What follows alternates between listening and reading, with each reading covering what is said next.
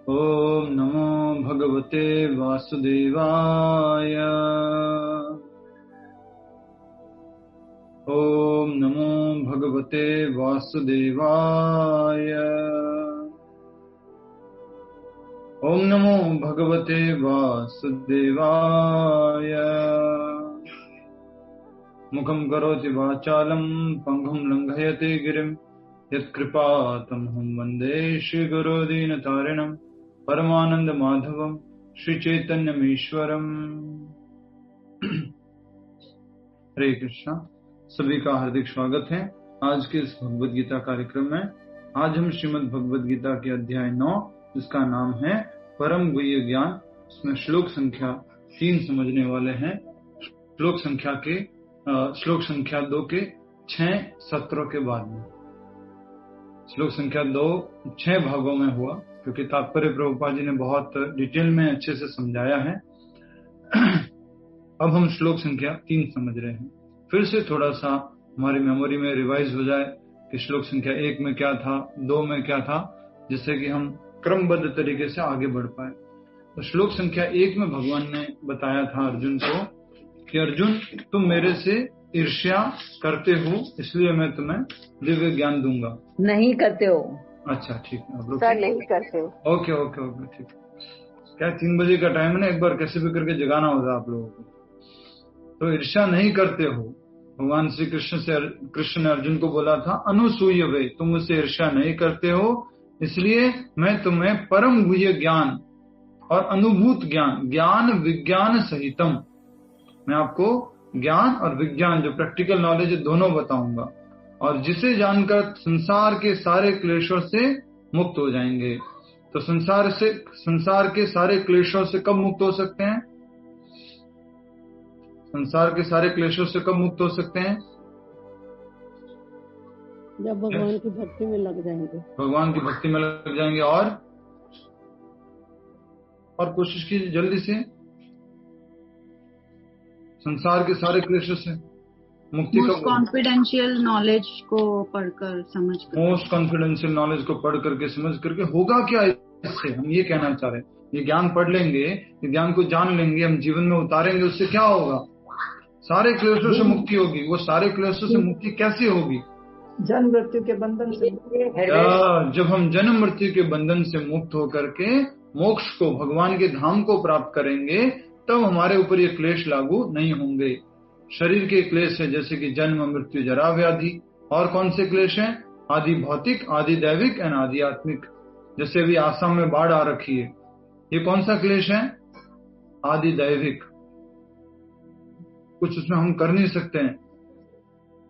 तो ये अलग अलग प्रकार के भौतिक दुनिया में बहुत सारे क्लेश आते रहते हैं, लेकिन इस भौतिक दुनिया के बंधन से ही मुक्त हो जाएंगे तो हम भगवान के धाम चले जाएंगे, और वहां पर ये क्लेश नहीं है। इसलिए कहा जा रहा है कि इस दिव्य ज्ञान को, जो ज्ञान और विज्ञान दोनों ही हैं, इसको समझने के बाद में क्या होगा?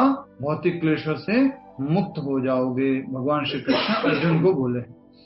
सेकंड श्लोक में बताया भगवान ने इस ज्ञान की महिमा, ये ज्ञान क्या है, इस ज्ञान में क्या क्या बातें हैं, क्या इसकी विशेषता है। तो भगवान ने बोला राज विद्या सारे ज्ञान का राजा है, राज गुह्यम मोस्ट सीक्रेट है, सब सीक्रेटों में सीक्रेट है, उत्तमम राज विद्या राज गुह्यम पवित्रम, ये सबसे पवित्र है, प्योरेस्ट नॉलेज है, ये हमारे को शुद्ध करने वाला है। और पवित्रम के बाद उत्तमम, ये टॉप मोस्ट है, हाईएस्ट है। फिर प्रत्यक्षम, प्रत्यक्ष अनुभूति की जा सकती है जीवन में। इस ज्ञान को पालन करेंगे, भक्ति को जीवन में अभ्यास करेंगे तो हम प्रत्यक्ष अनुभूति कर सकते हैं। अवगमम जो समझा गया है, धर्म्यम, ये धर्म का सिद्धांत है, यही धर्म है, हमारे भक्ति करना ही हमारा धर्म है। सुसुखम, और कैसे परफॉर्म किया जाता है? सुखपूर्वक। और कर्तुम अव्ययम, और कैसा ज्ञान है? अविनाशी ज्ञान है। ये भक्ति कैसी है? अविनाशी। इसका विनाश होता है? नहीं होता। तो ये भक्ति जन्म जन्मांतर तक हमारे साथ में बनी रहती है। ये सब हमने समझा। ये सब किसके लिए था? कौन से व्यक्ति के लिए था ये सब कुछ? किसके सारे क्लेश मुक्त हो सकते हैं? हाँ जी, श्रद्धालु के लिए भक्त की। जी, तो बताया जा रहा था कि जो व्यक्ति अनुसूय वे हैं, जो ईर्ष्या नहीं करता है, जो भगवान से ईर्ष्या नहीं करता, जो भगवान के क्रिएशन से ईर्ष्या नहीं करता, जो भगवान के लोगों से ईर्ष्या नहीं करता, जो भगवान के प्राणियों से ईर्ष्या नहीं करता, वो बताया जा रहा है। तो हम आगे बढ़ते हैं श्लोक संख्या 3 की तरफ। श्लोक संख्या 3 उच्चारण कीजिए आप में से। यस, सुशीला माता जी, आपका माइक ऑन है, इसलिए आप ही उच्चारण कीजिए। अश्रद्धदानाः पुरुषा अश्रद्धदाना पुरुषा धर्मस्यास्य परन्तप धर्मशास्त्र परन्तप अप्राप्य मां निवर्तन्ते अप्राप्य मां निर्वन्तन्ते अप्राप्य मां निवर्तन्ते अप्राप्य मां निवर्तन्ते मृत्यु संसार वर्तमनि। मृत्यु संसार वर्तमनि। बहुत सुंदर बात है। एक बार और। अश्रद्धा ददाना पुरुषा अश्रद्धानां पुरुषा धर्मस्यास्य परन्तप धर्मशास्त्र परन्तप अप्राप्य मां निवर्तन्ते अप्राप्य मां निवर्तन्ते मृत्यु संसार वर्तमनि। मृत्यु संसार वर्तमनि। यस, एक बार आप उच्चारण कीजिए। अश्रद्धानां पुरुषा धर्मशास्त्र परन्तप अप्राप्य मां निवर्तन्ते मृत्यु संसार वर्तमनि। बहुत सुंदर, वेरी नाइस। तो जैसा कि आप सब लोग जानते हैं, और इस श्लोक का जो महत्वपूर्ण शब्द है, क्योंकि पिछले श्लोक में पूरा का पूरा श्लोक ही महत्वपूर्ण था, इस श्लोक में जो महत्वपूर्ण शब्द है अश्रद्धदाना। श्लोक शुरू ही होता है अश्रद्धदाना। आज का टाइटल बता दीजिए, क्या था आज का टाइटल? अश्रद्धालु को भगवान को प्राप्त नहीं कर सकता। अश्रद्धालु भगवान को प्राप्त नहीं कर सकता। और थोड़ा सरल भाषा में बोलिए, अश्रद्धालु व्यक्ति के भौतिक क्लेश कभी समाप्त नहीं हो सकते। अश्रद्धालु व्यक्ति कभी मुक्त नहीं हो सकता। इन लाइनों को समझिए, एक एक लाइन को, क्योंकि वो कंपेयर कीजिए पहले श्लोक से। अश्रद्धालु व्यक्ति कभी भगवान के धाम नहीं जा सकता। अश्रद्धालु व्यक्ति के भौतिक क्लेश कभी समाप्त नहीं हो सकते। अश्रद्धालु व्यक्ति कभी जन्म मृत्यु के चक्र से मुक्त नहीं हो सकता। अश्रद्धालु व्यक्ति हमेशा जीवन की समस्याओं में भरा रहेगा। सब अश्रद्धालु व्यक्ति की बातें कही गई। तो श्रद्धा होना अति आवश्यक है। इसीलिए भगवान श्री कृष्ण बोल रहे हैं कि अश्रद्धाना पुरुषः। अब मैं चाहता हूं कि आप शब्दार्थ मेरे पीछे दोहराएंगे माता जी। अश्रद्धाना श्रद्धा विहीन, अश्रद्धाना श्रद्धा विहीन, पुरुषः पुरुष, पुरुषा पुरुष, धर्मस्य धर्म के प्रति, धर्मस्य धर्म के प्रति, अस्य इस, परंतप हे शत्रुहंता, परंतप हे शत्रुहंता, अप्राप्य बिना प्राप्त किए, अप्राप्य बिना प्राप्त, माम मुझको, निवर्तन्ते लौटते हैं, निवर्तन्ते लौटते हैं, मृत्यु के, संसार में, वर्तमनी पक्ष में, पथ मार्ग। सुरेंद्र मदन माता जी, माइक ऑन है आपका, दोनों। यस, सुशीला माता जी, अब आप सब लोगों ने एक शब्द नोट किया होगा, वर्तमनी मतलब क्या है? पथ, मार्ग जी। तो मार्ग में बार बार आना जाना पड़ता है। कौन से मार्ग में? तो उसको हम समझते हैं क्या मार्ग है ये। ठीक है, कृपया करके श्लोक का अनुवाद दोहराइए माता जी। जी। हे परंतप, जो लोग भक्ति में श्रद्धा नहीं रखते, वे मुझे प्राप्त नहीं कर पाते, अतः वे इस भौतिक जगत में जन्म मृत्यु के मार्ग पर वापस आते रहते हैं। जीतू जी, आप बोल नहीं रहे, क्या बात है? तो जन्म मृत्यु के चक्कर में आते रहते हैं। कौन से व्यक्ति आते रहते हैं? जिनकी श्रद्धा नहीं है। बहुत इंपॉर्टेंट है, म्यूट कर लीजिए। अब हम समझते हैं बातों को, बहुत इंपॉर्टेंट बातें जो है इनको समझने का प्रयास करते हैं। पूरा का पूरा श्लोक बहुत ज्यादा महत्वपूर्ण है, क्योंकि हमारी भक्ति जो है पूरी श्रद्धा पे टिकी हुई है। कोई बता सकता है श्रद्धा पे कैसे टिकी हुई है हमारी भक्ति? कोशिश कीजिए। क्योंकि प्रभु जी भक्ति का पहला स्टेप श्रद्धा है। भक्ति का पहला स्टेप श्रद्धा है। पहुंचना कहाँ तक है भक्ति में? प्रेमा भक्ति। प्रेमा भक्ति तक पहुंचना है, भगवान श्री कृष्ण के प्रेमा भक्ति तक पहुंचना। और भक्ति के बाद, इस भौतिक जगत से मुक्त होने के बाद भी हम भगवान की प्रेममयी भक्ति में लगे रहते हैं। ऐसा नहीं कि यहाँ भक्ति कर लिया और गोलोक जाकर के कुछ भक्ति है ही नहीं, वहां पर भी भगवान की दिव्य प्रेमा भक्ति में लगे रहते हैं। तो हमारा जो लक्ष्य है प्रेमा भक्ति, उसकी शुरुआत कहाँ से होती है? श्रद्धा से होती है। हर एक रिश्ता ले लो, हर एक कोई भी बिजनेस ले लो, कुछ भी बातें ले लो, उसमें शुरुआत श्रद्धा से होती है। श्रद्धा से प्रेम तक पहुंच सकते हैं। सोचिए इतनी ज्यादा ये बड़ी सीढ़ी है। अब जब श्रद्धा ब्रेक हो जाती है तो प्रेम तक पहुंचना बहुत मुश्किल है। और इन सब बातों को हम आसानी से कैसे समझते हैं आजकल की इस भौतिक दुनिया में? लड़का लड़की के संबंध से, प्रेम संबंध जिसकी बात करते हैं, शुरुआत कहां से होती है? श्रद्धा से, थोड़ा सा विश्वास से शुरुआत होती है। और वो कहां तक पहुंचता है?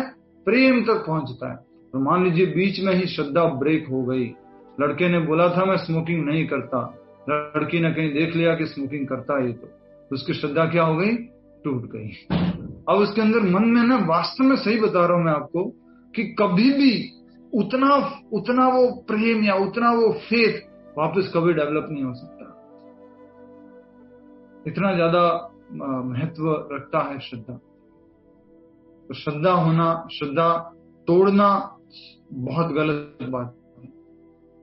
तो हम कोशिश करेंगे इस श्लोक के माध्यम से बहुत महत्वपूर्ण प्रैक्टिकल बातों को समझें। एक बार फिर से मैं श्लोक पढ़ रहा हूं, आप अनुवाद पढ़ रहा हूं, दोहराइए, साथ समझिए मेरे। हे परंतप, अर्जुन को बोल रहे भगवान श्री कृष्ण, जो शत्रुओं के हंता है। अर्जुन, जो लोग भक्ति में श्रद्धा नहीं रखते, खास करके भगवान ने क्या बोला? धर्मस्यास्य अस्य अश्रद्धाना पुरुषस्य धर्मस्यास्य।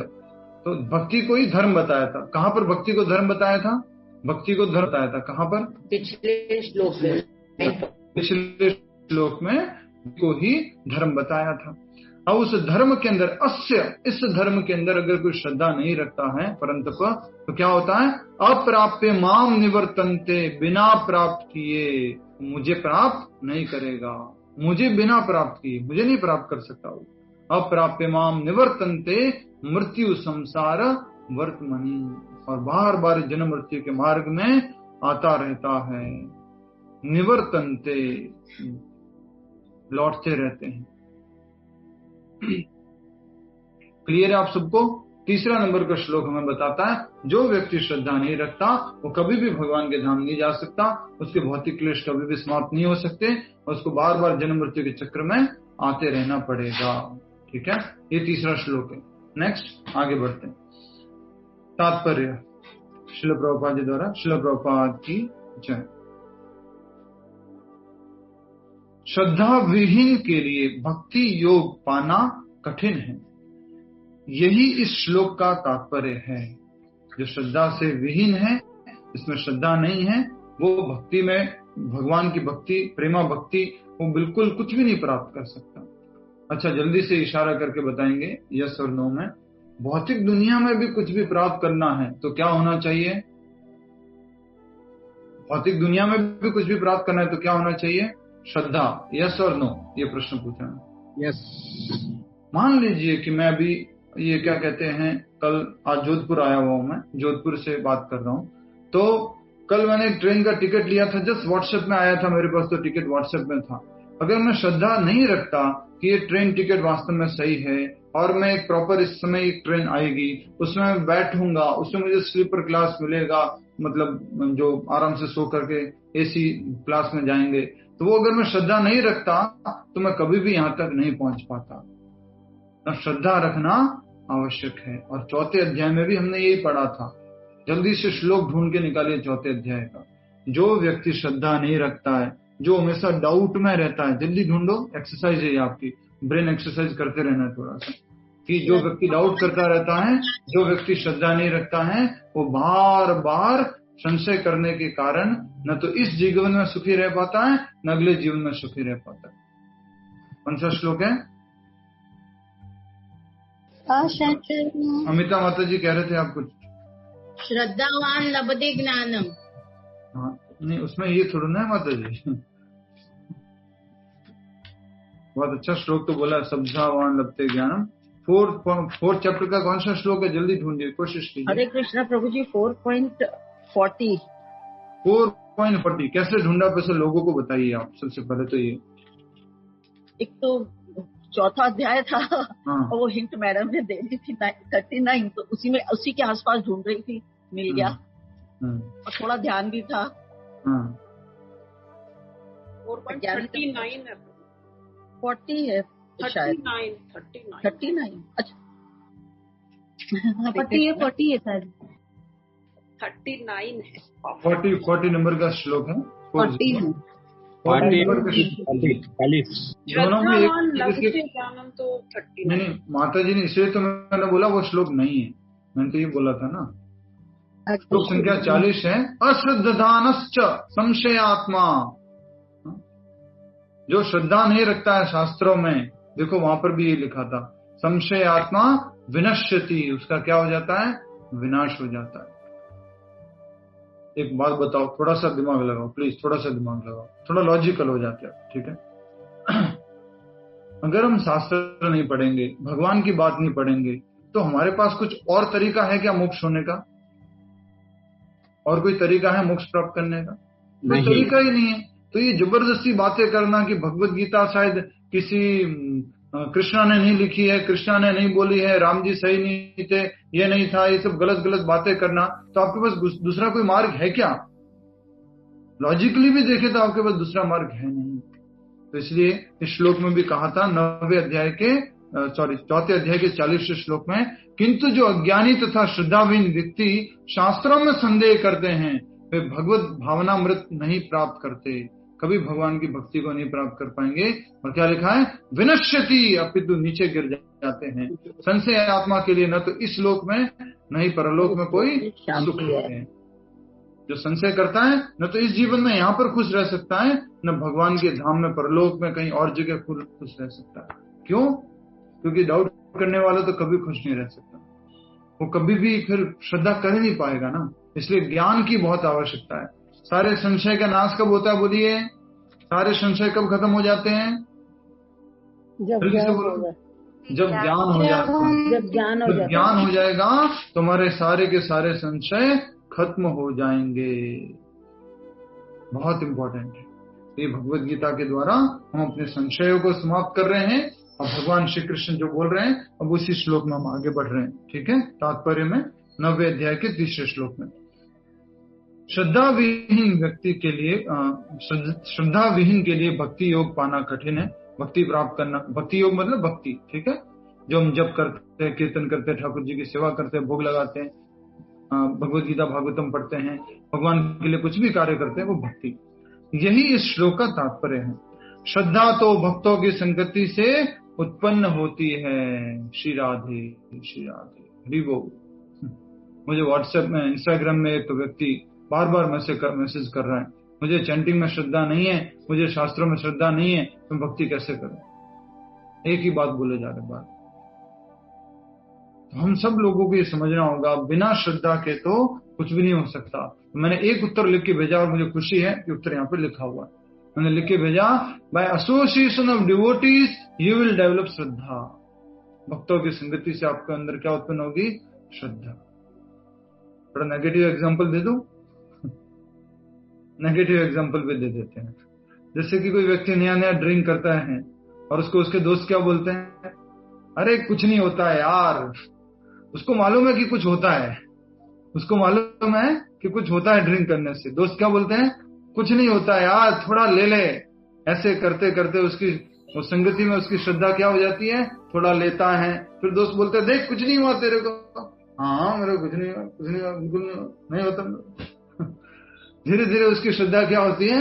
डेवलप होती है। दोस्त बोलते हैं अरे तू तो बहुत बढ़िया पीता है यार, तेरे को कुछ नहीं होता है। उसकी श्रद्धा और स्ट्रांग हो जाती है और वो कहता है मुझे कुछ नहीं होता, लाओ एक और ग्लास लाओ, मुझे कुछ नहीं होता। एडिक्शन प्रभु जी। हाँ, वैसे ही माला का एडिक्शन होना चाहिए।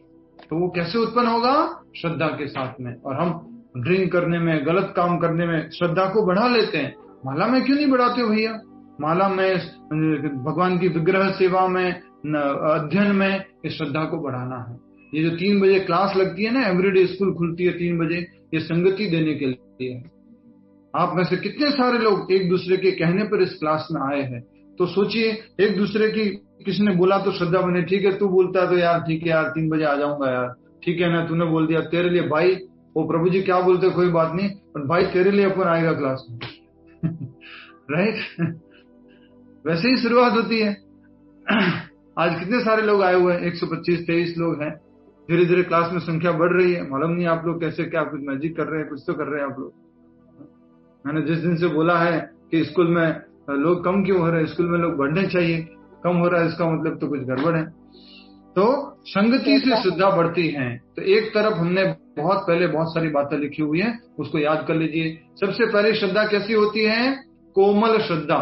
सबसे पहले श्रद्धा कैसी होती है? कोमल श्रद्धा। फिर क्या होती है? भक्तों की संगति, आदो श्रद्धा तथा साधु संग। साधु संग हो गया तो क्या हो जाएगा? फिर हमारी भजन क्रिया चालू हो जाएगी। भजन क्रिया का मतलब क्या होता है? नाम जप करना, विग्रह सेवा करना, अध्ययन करना, सत्संग करना, ये सब चालू हो जाएगा। तो सबसे पहले आदो श्रद्धा, फिर तथा साधु संगा, फिर भजन क्रिया। उसके बाद में 4th स्टेप कौन सा है जो सबसे ज्यादा टाइम लेता है? अनर्थ निवृत्ति। या 4th स्टेप में हम फंस जाते, छोड़ नहीं पाते चीजों को, छूटती नहीं है हमारे से चीजें। आदत जो बनी हुई है वो बनी रहती है।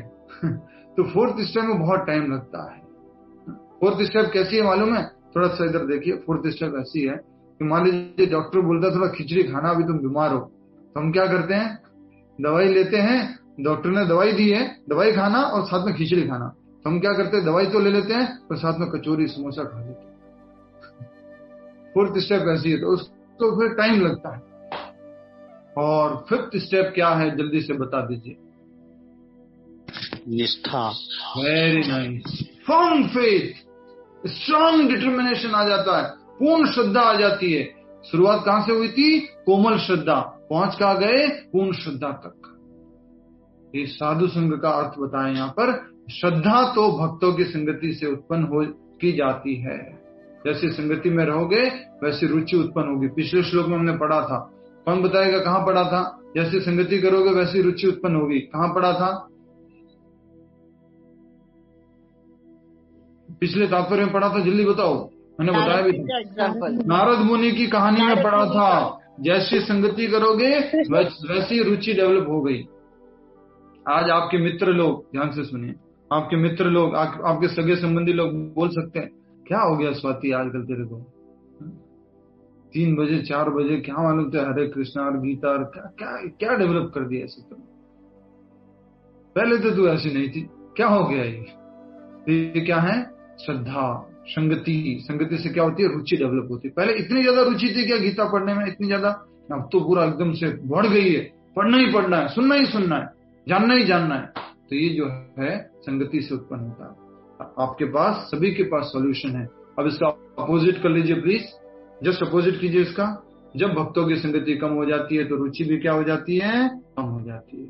जब क्लास में छुट्टी मारोगे 1 दिन, 2 दिन, 3 दिन, 4 दिन, रुचि हमारी क्या हो सकती है? कम हो सकती है। खतरा चालू हो जाता है। और थोड़ा अपोजिट कीजिए इसको। रुचि कम हो गई है तो क्या बढ़ाना है? रुचि कम हो गई है तो क्या बढ़ाना है? संगति बढ़ानी है। Very nice. तो इस तरह से हमें समझना होगा। ठीक है, आगे बढ़ते हैं।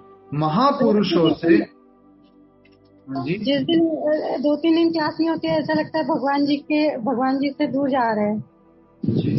तो संगति का बहुत बड़ा महत्व है। महापुरुषों से वैदिक प्रमाणों, बहुत इंपॉर्टेंट है ये तात्पर्य, मैंने फोल्ड कर रखा है इसको, तो अच्छे से रखिए, सुनिएगा। महापुरुषों से वैदिक प्रमाणों को सुनकर भी अभागे लोग ईश्वर में श्रद्धा नहीं रखते। ये कौन है? अभागे। अभागे कौन होते हैं? दुर्भाग्यशाली, अनफॉर्चुनेट पीपल। उन लोगों में फिर भी श्रद्धा भगवान के प्रति नहीं आती है, अच्छे अच्छे भक्तों की संगति करने के बाद भी। वे झिझकते रहते हैं और भगवत भक्ति में दृढ़ नहीं रहते। ये कौन होते हैं? अभागे लोग। जो दुर्भाग्यशाली हैं, तो वो लोग कभी भी भक्ति में दृढ़ नहीं हो पाते, हमेशा उनका मन जो है विचलित होता रहता है। इस प्रकार कृष्ण भावनामृत की प्रगति में श्रद्धा मुख्य है। श्रद्धा बहुत आवश्यक है। श्रद्धा शब्द विश्वास करेले, बहुत सारी बातें हैं, तात्पर्य बड़ा, इसलिए मैं थोड़ा डाइवर्ट नहीं होता हूँ, जो तात्पर्य बताया उसी से आगे बढ़ते हैं। बहुत सारी इंपॉर्टेंट ऐसी ऐसी बातें हैं जिससे ना हमारा विश्वास बहुत अच्छा हो जाता है, पर तात्पर्य बड़ा है, आगे बढ़ते हैं। इस प्रकार कृष्ण भावनामृत की प्रगति में श्रद्धा मुख्य है। चैतन्य चरितामृत में कहा गया है कि श्रद्धा तो यह पूर्ण विश्वास है कि परमेश्वर श्री कृष्ण की ही सेवा द्वारा सारी सिद्धि प्राप्त की जा सकती है। तो आपके क्विज में प्रश्न आएगा, श्रद्धा कौन सा पूर्ण विश्वास है? श्रद्धा कौन सा पूर्ण विश्वास है? श्रद्धा कौन सा पूर्ण विश्वास है? इंग्लिश में आई थिंक क्या लिख रहे प्रभुपाद जी? श्रद्धा कौन सा पूर्ण विश्वास है? It is said that the faith is the complete conviction that simply by serving the Supreme Lord, तो फेथ की परिभाषा बताई गई है विश्वास की, पूर्ण श्रद्धा की, वो ये है, simply by serving the Supreme Lord Shri Krishna one can achieve all perfection, जीवन की सारी पूर्णताओं को हासिल कर लेगा, भगवान के धाम को प्राप्त कर लेगा। तो बताया गया है श्रद्धा तो यह पूर्ण विश्वास है। श्रद्धा किसको बोला गया है? पूर्ण विश्वास। कौन से पूर्ण विश्वास को?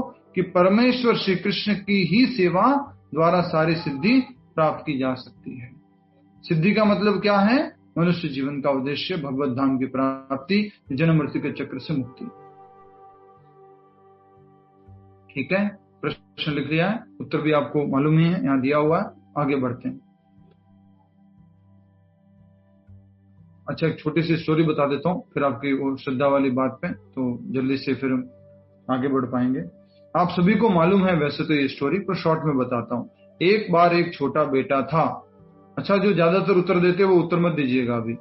एक बार एक छोटा बच्चा था 5 साल का, और वो अपनी माँ को जानता था, अपने पिताजी को नहीं जानता था। माँ को जानता था, पिताजी को नहीं जानता था। अब उसको अपने पिताजी के बारे में जानना है, तो पिताजी के बारे में जानने के लिए उसको क्या करना पड़ेगा? नए डिवोटीज, पुराने डिवोटीज में शकुंतला माता जी नहीं, लक्ष्मी माता जी नहीं, नए डिवोटीज, सुरेंद्र मदन माता जी नहीं, वंदना माता जी नहीं, उनको बाकी लोगों को मौका दीजिए। 126 लोग। माँ को पूछेगा, नहीं, अपनी माँ को पूछना पड़ेगा। प्रेम देवी माता जी ने बोला, बहुत अच्छा बोला, ठीक है, नए माता जी है, तो अपनी माँ से पूछेगा।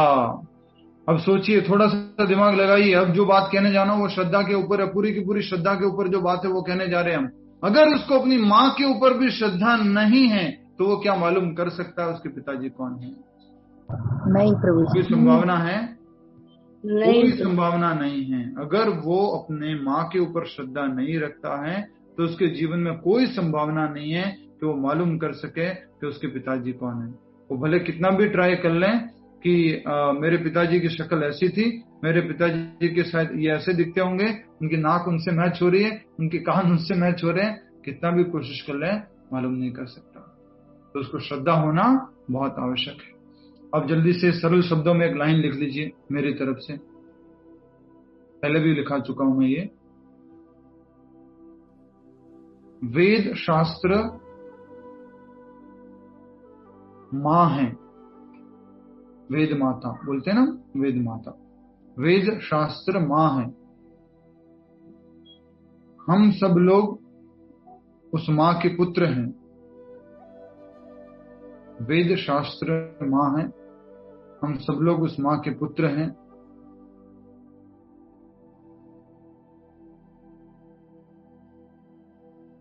पिता के बारे में इसी माता से हमें ज्ञान होगा। पिता के बारे में इसी माता से हमें ज्ञान होगा।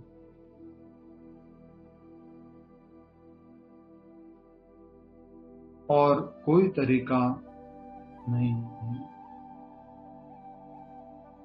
और कोई तरीका नहीं है। क्लियर है? वो आपने जहां जहां जो जो लिखा है वो एग्जाम्पल साथ में लिख लीजिएगा। स्टोरी वाला, story son doesn't know about father, बेटा जो है पिता के बारे में नहीं जानता है, वो एग्जाम्पल वाला स्टोरी जो वहां पर आप लिख सकते हैं। ठीक है, समझ में आ गया आपको? वेद माता से जब पूछेंगे तो हमें किसके बारे में मालूम पड़ेगा? भगवान श्री कृष्ण के बारे में मालूम पड़ेगा।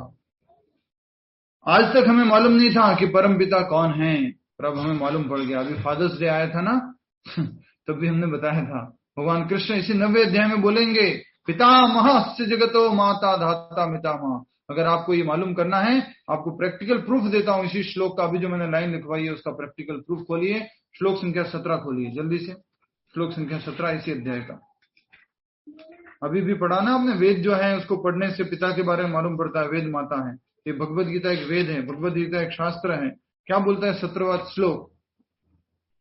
पितामहस्य जगतो माता धाता पितामह वेद्यम पवित्रम ओंकार ऋक्साम यजुरेव च। पहली लाइन में पूरा उत्तर है हमारा, मैं इस ब्रह्मांड का पिता, माता, आश्रय तथा पितामह हूं।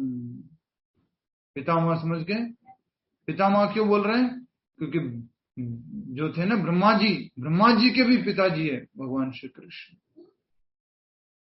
समझ में आ गया आपको? पिता का परिचय कहाँ मिलता है? हमारे वेद माता में, भगवत गीता में। कहां पर है? 90 अध्याय का 17वां श्लोक में है, क्लियर लिखा हुआ है। ठीक है, आगे बढ़ते हैं, हमारे तात्पर्य पे आ जाइए अब। तो कहा जा रहा है कि इस प्रकार कृष्ण भावनामृत में प्रकृति में श्रद्धा मुख्य है।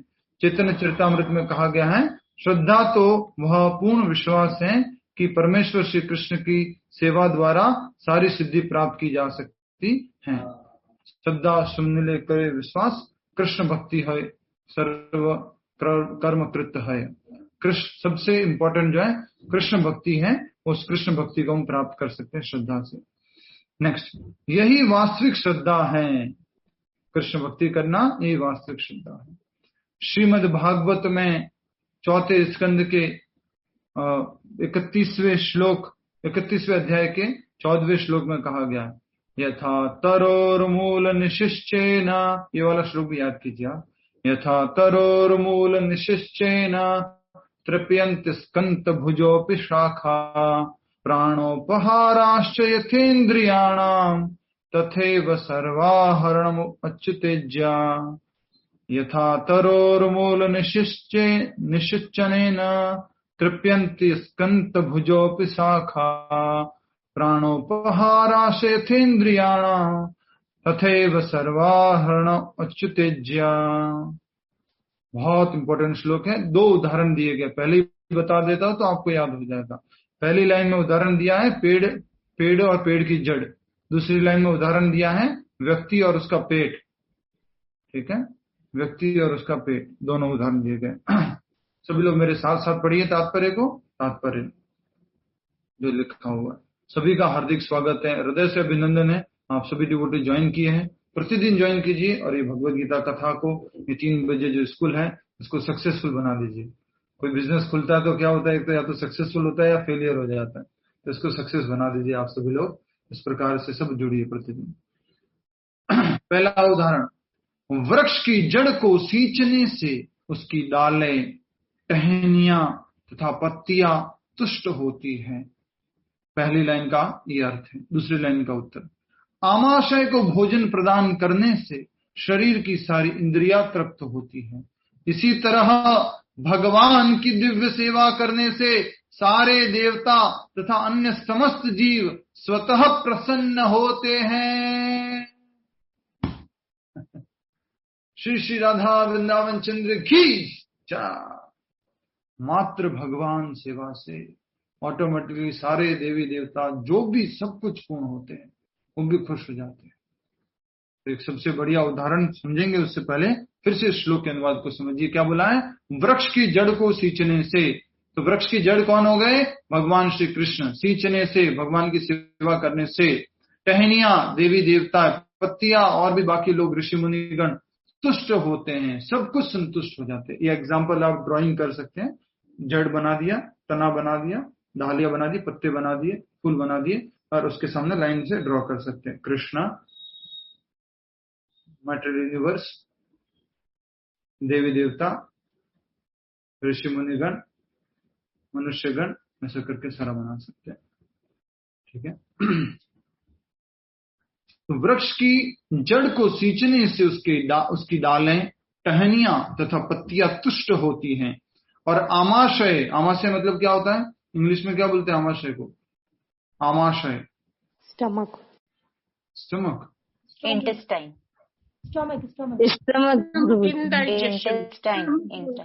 डाइजेशन कहाँ से आ गया? आपको ओपिनियन बोलने के तो प्रभु जी ठीक है, कोई बात नहीं, मैं बोल देता हूँ मेरे हिसाब से। आमाशय को देसी भाषा में बोल दो पेट। पेट लिखा है। हाँ ठीक है, ये पेट स्टमक नहीं हमारा तो पेट। तो पेट जो है ना, पेट को, आमाशय पेट को भोजन प्रदान करने से शरीर को सारी इंद्रियां तृप्त होती है। पेट को भोजन प्रदान करेंगे तो होती है कि नहीं होती? कैसा होता है? अंगुलियों को अलग से खाना खिलाते हैं, पैरों को अलग से खाना खिलाते हैं, ऐसा होता है? सुधा अग्रवाल माता जी ऐसा करते हैं आप? मैंने सुना आप ऐसा करते हैं। नहीं, करती हूँ। आप ऐसा करते हैं ना? मैं उंगली को खाना अलग खिलाती हूँ और सब पूरे पार्ट्स को अलग अलग खिलाती हूँ। क्या बात है माता जी, सबके लिए अलग अलग विटामिन प्रोटीन का खाना रखा होगा आपने, इसलिए आपके कान वगैरह इतने तेज है। वेरी नाइस, हरि बोल। तो शरीर में आमाशय को भोजन कराने से पूरे शरीर में अलग अलग जगह पहुंच जाता है, शक्ति मिल जाती है। ये एग्जाम्पल बहुत इंपॉर्टेंट है। हम जल्दी जल्दी आगे तो बढ़ रहे हैं, इन एग्जाम्पल्स पे एक एक बड़ा बड़ा लेक्चर होता है, ठीक है, बट अभी हम आगे बढ़ेंगे। इसी तरह भगवान की दिव्य सेवा करने से सारे देवता तथा अन्य समस्त जीव स्वतः प्रसन्न होते हैं। कई बार होता है ना, कल परसों एक माता जी बोल रहे थे, प्रभु जी हमारे घर में है ना, पहले हनुमान जी को भोग लगाए कि कृष्ण जी को लगाए कि शिव जी को लगाए कि माता जी को लगाए, प्रभु जी कैसे करे प्रभु जी?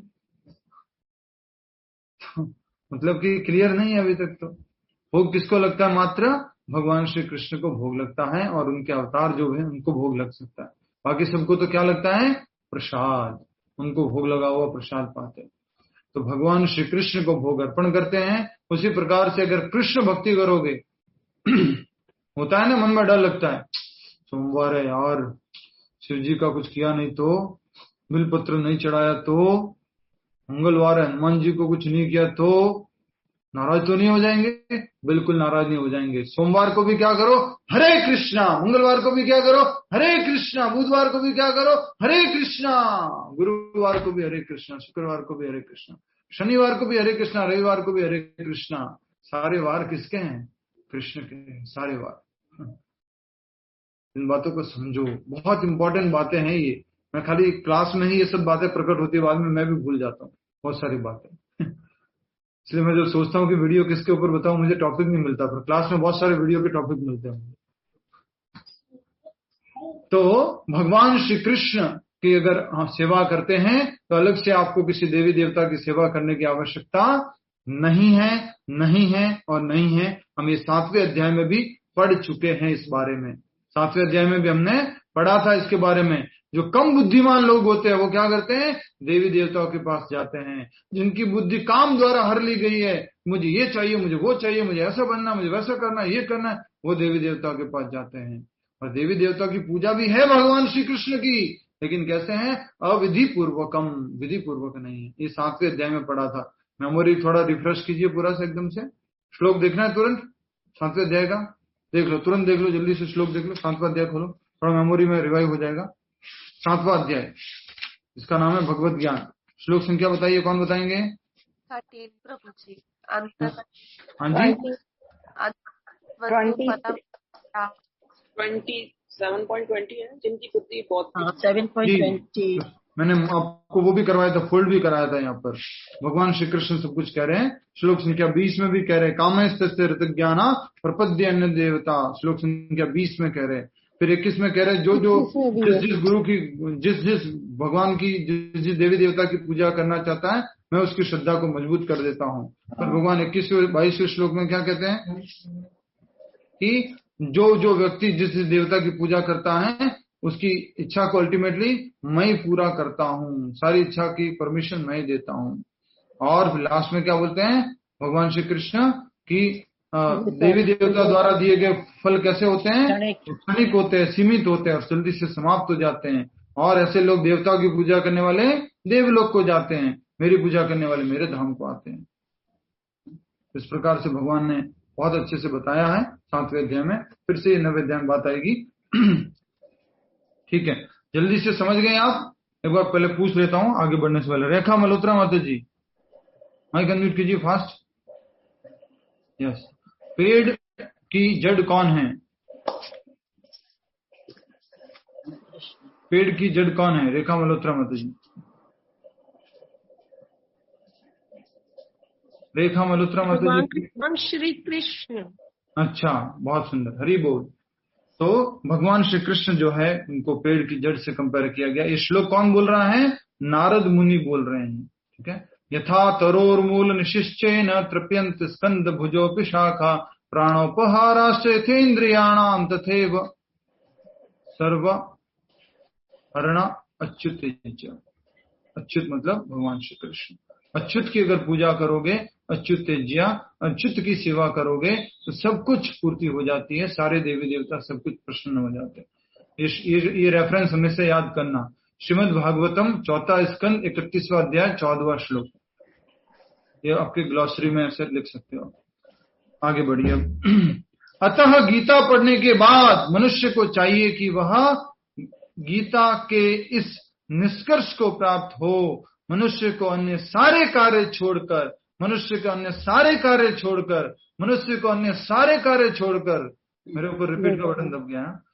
मनुष्य को अपने सारे कार्य छोड़कर, मनुष्य को अपने सारे कार्य छोड़कर केवल भगवान कृष्ण की सेवा करनी चाहिए। सारे कार्य, सारे प्रकार की अलग अलग पूजा छोड़ करके और कुछ नहीं करना। एकमात्र कृष्ण प्रसन्नता हेतु भक्ति करनी है। यदि वह इस जीवन दर्शन से विश्वस्त हो जाता है तो यही श्रद्धा है। तो यही श्रद्धा है, जीवन दर्शन से विश्वस्त हो जाता है। इस लाइन को बताइए स्वाति जी, इंग्लिश में क्या लिखा है? लास्ट लाइन को, जीवन दर्शन से विश्वस्त हो जाता है। If one is convinced of the philosophy of life, that is faith. Very important, ये इंग्लिश में लिखा हुआ ना, इसलिए आप समझ पाओ। If one is getting convinced by this philosophy of life, जीवन के इस दर्शन से अगर कोई कन्विंस हो जाता है, क्या है जीवन का दर्शन? कि भगवान श्री कृष्ण की सेवा को छोड़कर और कुछ भी नहीं है जीवन में, तो वही श्रद्धा है। इसी को क्या बोलते हैं? श्रद्धा। बोलने वाले लोग बातें तो बहुत सारी बोलते हैं। जैसे कल हम वृंदावन आश्रम में, कहाँ पे थे? गुड़गांव आश्रम में बैठे थे, तो कुछ बातें हो रही थी, मुझे याद नहीं आ रहा एग्जैक्टली। मैंने उनसे पूछा कि आपको ये प्रेरणा कैसे मिली? सब ठाकुर जी प्रेरणा दिलवाते हैं, सब प्रभु करते हैं, सब प्रभु के बाद। वो बोला कि मैं थोड़ा मोटा हो गया, वेट, अच्छा याद आ गया, बोला मोटा हो गया, वेट गेन हो गया है। मैंने वेट गेन कैसे हो गया आपका? सब एडवोकेट सब, अरे सब ठाकुर जी, सब परमात्मा। ऐसा नहीं, प्रॉपर मालूम होना चाहिए कैसे क्या है ये कार्य। तो इसलिए कहा जा रहा है कि यदि जीवन दर्शन, ये इंग्लिश में बहुत अच्छी लाइन है, प्लीज इसको आप प्रश्न के रूप में लीजिए। What is the philosophy of life? Simple, आपसे कोई भी प्रश्न पूछ सकता है, आपके फ्रेंड, आपके पति, आपके पत्नी, आपके बच्चे। Dad, what is the philosophy of life? My dear child, my philosophy of life is to serve Krishna, nothing else. तो ये फिलोसॉफी ऑफ लाइफ है, जीवन का दर्शन। दर्शन मतलब होता है फिलोसॉफी। फिलोसॉफी को और क्या भाषा में बोलेंगे? सरल भाषा में। दर्शन आपको थोड़ा कॉम्प्लिकेटेड वर्ड लग रहा है तो क्या बोल सकते हैं? जीवन का सिद्धांत। और क्या बोल सकते हैं? जल्दी से प्लीज। दर्शन अगर आपको क्या बोल सकते हैं? एक शब्द, उतर्क। हाँ, उतर्क। उत्तर का लक्ष्य प्रभु जी। तर्क। तर्क। तर्क, उद्देश्य। जीवन का तर्क। जीवन का तर्क तो ठीक शब्द नहीं हो रहा है। जीवन का उद्देश्य, ठीक है। उद्देश्य तो, उद्देश्य नहीं बोलते इसको मंत्र जी। जीवन का उद्देश्य तो कृष्ण है ही है, पर जीवन का फिलोसॉफी क्या है? आपका लाइफ का फिलोसॉफी बोले कुछ मत करो, पर कृष्ण भक्ति करो। जीवन की परिभाषा। जीवन की परिभाषा, ठीक है। जीवन का मूल मंत्र। जीवन का मूल मंत्र, वेरी नाइस। ये बहुत अच्छा आपने बोला, जीवन का मूल मंत्र। आपके जीवन का मूल मंत्र क्या है? मात्र कृष्ण की सेवा करना, ये कहा गया। तो मनुष्य को अन्य सारे कार्य छोड़कर भगवान कृष्ण की सेवा करनी चाहिए। यदि वह इस जीवन दर्शन से विश्वस्त है, कन्विंस्ड है, बहुत इंपॉर्टेंट है, कन्विक्शन आना बहुत जरूरी है। मैं खाली कह दूं स्वाति जी घर से सारे देवी देवताओं को शोकेस में रखो, ओनली कृष्ण की सेवा करो, नहीं प्रभु जी अभी श्रद्धा आई नहीं है ना, आएंगी तब देखेंगे। तो यस, जब ये श्रद्धा आ जाती है तो उसको बोला जाता है वास्तविक श्रद्धा। इसलिए हम किसी को फोर्स नहीं करते किसी चीज के लिए। मैं भी श्रद्धा तक पहुंचने में क्या हुआ है, टाइम लगा। इतना ज्यादा फर्म डिटर्मिनेशन कैसे? बस कृष्णा कृष्णा कृष्णा कृष्णा कृष्णा। क्यों? हम अपने वेद माता से पूछ चुके हैं पिता कौन है, अच्छे से समझ चुके हैं वेद माता से, इसलिए इतना श्रद्धा है, इतना कन्विक्शन।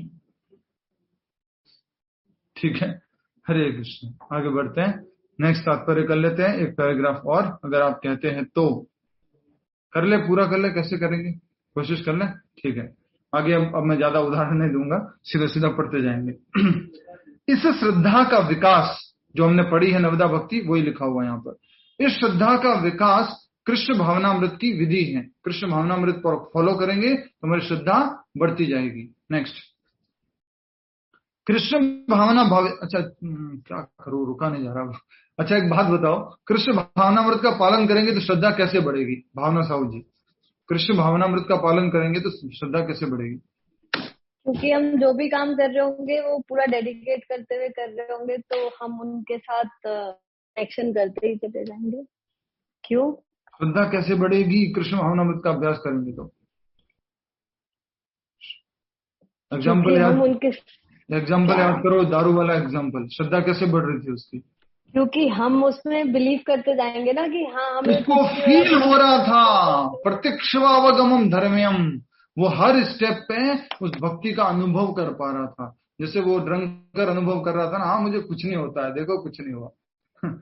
वैसे ही भक्ति का वो अनुभव कर पाएगा हर क्षण पर कि हाँ भक्ति करने से ऐसा हो रहा है, भक्ति करने से ऐसा हो रहा है, भक्ति करने से ऐसा हो रहा है। 1 साल से गीता अटेंड करने से ये कुछ हो गया है जीवन में, उसको कन्विक्शन आ रही है, श्रद्धा बढ़ रही है, चेंज हो रहा है।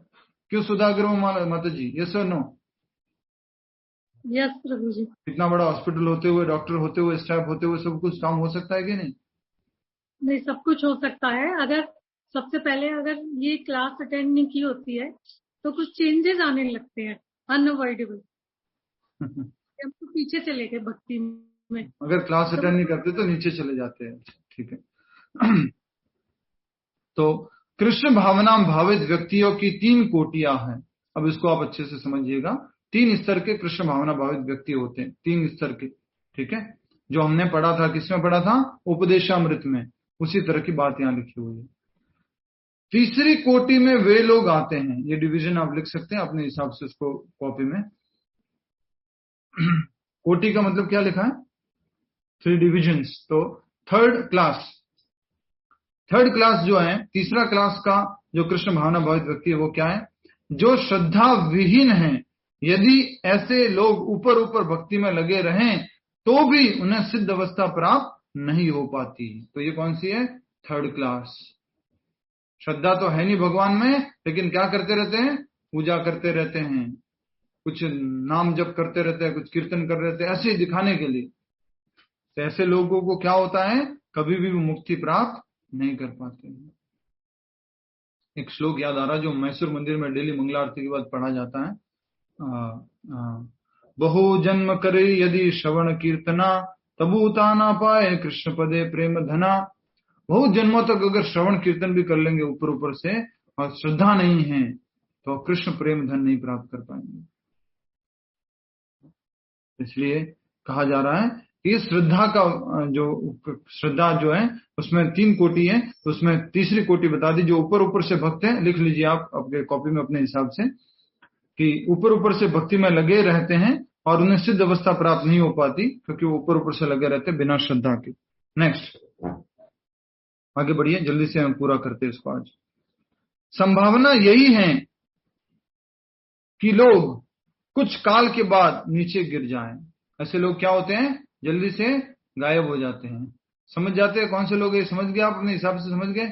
जो उसमें, हाँ प्रभु जी गीता समझ में आ रही है, खूब समझ में आ रही है, अरे बहुत अच्छा लग रहा है, 1 दिन 2 दिन 3 दिन और पतली गली से गायब। अरे वो मंदिर में आ जाएंगे सेवा करने के लिए, अरे मैं खूब सेवा करूंगा ठाकुर जी की, बहुत सेवा करने वालों, मैं ये करूंगा वो करूंगा, गायब।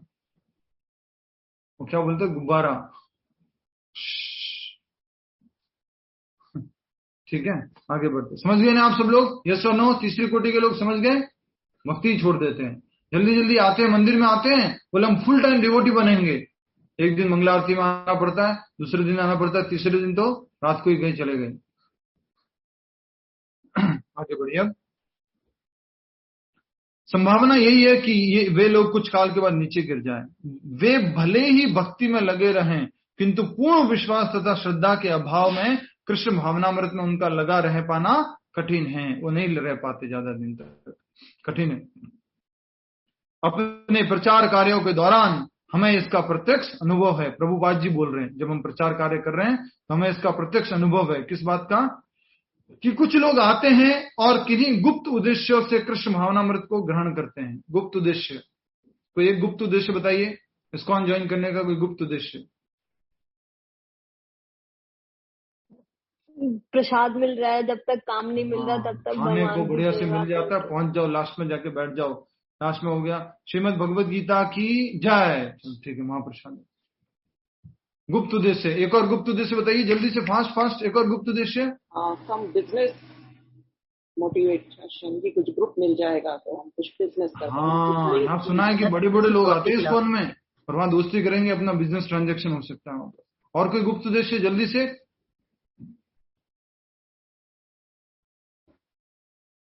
कोई तो बता दो जल्दी से। यहाँ पर आसानी से भक्तों का संग मिल जाता है। ये गुप्त उद्देश्य थोड़ा ना है। प्रेम के लिए भी आते हैं, कोई भौतिक लाभ के लिए, मनोकामना पूरी करने के लिए। ठीक है, मैं बताता हूँ 2-4 गुप्त उद्देश्य। यहाँ पर है ना, फॉरेनर्स लड़कियां आती हैं और एक आध से हमारी दोस्ती हो गई, हम तो फॉरेन सेटल हो जाएंगे। ऐसा होता है, ऐसा होता है, हमारे कुछ केसेस है उसके अनुसार बता रहे हैं। और गुप्त उद्देश्य क्या हो सकते हैं? ठीक है, अभी डिस्कस नहीं करेंगे, पर आप समझ गए ना, ज्यादा डिटेल में नहीं जाते हैं कि कोई दूसरा मोटिव रख के आते हैं कृष्ण भावनामृत में। नेक्स्ट, गुप्त उद्देश्य से कृष्ण भावनामृत को ग्रहण करते हैं। प्रभुपाद जी बोल रहे हैं अपने टाइम में, किंतु जैसे ही उनकी आर्थिक दशा कुछ सुधर जाती है कि वे इस विधि को त्याग कर पुनः पुराने ढर्रे पर लग जाते हैं। जब उनका कुछ प्रॉब्लम सॉल्व हो जाती है, वापस अपनी जगह पर चले जाते हैं, अपने काम में लग जाते हैं। इंग्लिश में क्या लिखा है इसको, जल्दी बताइए। पुराने ढर्रे पर, पुराने ढर्रे क्या लिखा है? बोलो बोलो बोलो, कोई तो बोलो। हाँ, give up this process and take to their old ways again. Yes, old ways again, पुराना वापस अपना कार्य करना शुरू कर जाते हैं। कृष्ण भावनामृत में केवल श्रद्धा के द्वारा ही प्रगति की जा सकती है। अगर श्रद्धा नहीं है तो वापस हम अपने पुराने ढर्रे पर चले जाएंगे। रूपा जी किसको बोल रहे हैं मालूम है? हिप्पीज को हिंट कर रहे हैं। हिप्पीज शुरुआत में तो आगे हिप्पीज, और उसके बाद में जब उसमें कुछ हुआ नहीं या फिर उसको लगता है कि खाना पीना मिलने लग गया है, ठीक है, थोड़ा सेटल हो गया लाइफ, तो फिर वापस अपने पुरानी आदतों में चले जाते हैं। जहां कृष्ण भावनामृत में केवल श्रद्धा के द्वारा ही प्रगति की जा सकती है। जहां तक श्रद्धा की बात है, जो व्यक्ति भक्ति साहित्य में निपुण है और जिसने दृढ़ श्रद्धा की अवस्था प्राप्त कर ली है, वह कृष्ण भावनामृत का प्रथम कोटि का व्यक्ति कहलाता है। तीसरी कोटि हो गई और प्रथम कोटि हो गई। तो तीसरी कोटि कौन सी थी? जो श्रद्धा नहीं रखता और ऊपर ऊपर से भक्ति करता है। आपके क्विज में प्रश्न आएगा 3 कोटि के भक्तों के बारे में बताइए। आप इसलिए नहीं लिख रहे थे ना, मैं प्रश्न नहीं बोलूंगा तो लिखेंगे नहीं। ऐसे क्यों करते हो? लिखो लिखो लिखो। दलपत राम जी हरे कृष्णा, आप सुन रहे हैं क्या? उन्होंने तो ऑडियो कनेक्ट नहीं हुआ है। दलपत राम श्रीवी, ऑडियो कनेक्ट हुआ है? हरे कृष्णा, उनको मदद कीजिएगा, आई थिंक वो कनेक्ट नहीं करना जानते। ठीक है, तो बात कर रहे थे हम दूसरे क्लास के first class devotee. First class कौन है बताइए आप में से? लक्ष्मी माता जी। फर्स्ट क्लास डिवोटी कौन है? लक्ष्मी माता जी। जो कृष्ण भावनामृत में तो हमेशा रहता है, जो हमेशा कृष्ण भावनामृत में श्रद्धा पूर्वक रहता है। ये श्रद्धा शब्द मत छोड़िए। कृष्ण भावनामृत में केवल श्रद्धा के द्वारा प्रगति की जा सकती है। जहां तक श्रद्धा की बात है, जो व्यक्ति भक्ति साहित्य में निपुण है और जिसने दृढ़ श्रद्धा की अवस्था प्राप्त कर ली है, वह कृष्ण भावनामृत का प्रथम कोटि का व्यक्ति कहलाता है। तो जिसने क्या प्राप्त कर ली है? दृढ़ श्रद्धा, वो है फर्स्ट क्लास डिवोटी, प्रथम कोटि। नेक्स्ट आगे बढ़िए। दूसरी कोटि में व्यक्ति आते हैं जिन्हें भक्ति शास्त्रों का ज्ञान नहीं है, किंतु स्वतः ही उनकी दृढ़ इच्छा है कि वे कृष्ण भक्ति स्वतः ही दृढ़ श्रद्धा है कि कृष्ण भक्ति सर्वश्रेष्ठ मार्ग है, अतः वे इसे ग्रहण करते हैं। खुद से ही उनको मालूम पड़ जाता है, शास्त्रवादी वगैरह कुछ पढ़ा नहीं है, पर ऐसी श्रद्धा है कि भक्ति जो है सबसे महत्वपूर्ण है, कृष्ण भक्ति